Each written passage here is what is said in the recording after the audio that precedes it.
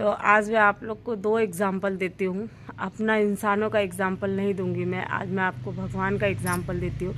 जब भगवान ने इस धरती पे सुख नहीं किया तो हम लोग तो इंसान हैं, हम लोग क्या सुख करेंगे। और देखिए, जो नसीब में होता है ना, उससे ज़्यादा कुछ भी नहीं मिलता। जो नसीब में है वही मिलेगा। आप कितना भी तकलीफ देख लो, कितना भी सोच लो, कितना भी परिश्रम कर लो, जब तक आपके जो चीज़ नसीब में नहीं है ना, वो चीज़ मिलना ही नहीं है।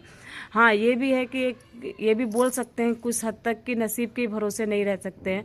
मेहनत तो करनी पड़ती है, अपना कर्म जो है वो तो हमें करना ही है, उसके बाद में भगवान है देखने के लिए।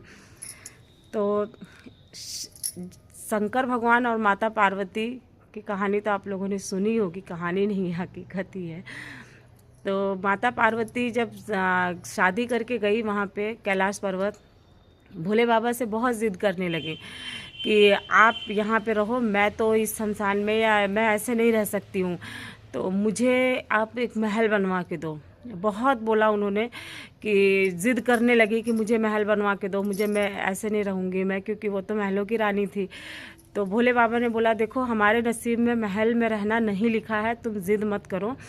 और महल में नहीं बनवा भी अगर चाहूँ तो मैं तुम्हें हज़ारों महल बना के दे सकता हूँ, लेकिन महल हमारे नसीब में है ही नहीं। तो महल में रहने का कोई, हमें महल नसीब ही नहीं होगा रहने का। तो माता पार्वती बोली नहीं, आप बनवाओ, ज़िद करने लगी। अब भाई देखिए, पत्नी की ज़िद के आगे तो अब ऐसा नहीं है, सभी लोग, पति लोग तो सुनते ही हैं, कितना भी ज़िद कर लो, कैसे भी रहेंगे, थोड़ा बहुत तो मान ही लेंगे। तो भोले बाबा तो भाई प्रसन्न थे ही माता पार्वती के ऊपर। तो बोले अच्छा ठीक है, चलो जब तुम इतना बोल ही रही हो तो चलो हम बनवा ही देता हूँ मैं तुम्हारे लिए एक सोने का महल। तो भोले बाबा ने सोने का महल बनवा लिया।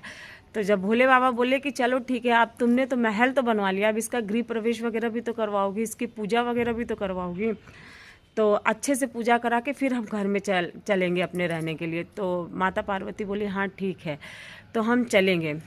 तो वो